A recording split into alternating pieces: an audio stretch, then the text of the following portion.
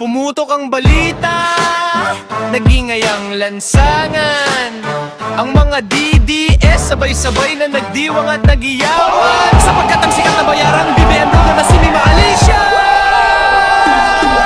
na walang ginawa araw-gabi kundi mangkanti mga asar at manira sa aming hanay. Na yun ay nanahimik na, pinaglabayan at pumasok sa dilim.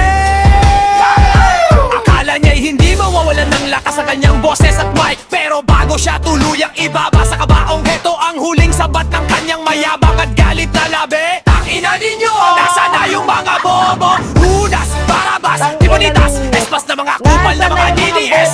Nandito pa kami, buhay na buhay, humihiyaw, humihinga at nakatayo ng matibay. Ikaw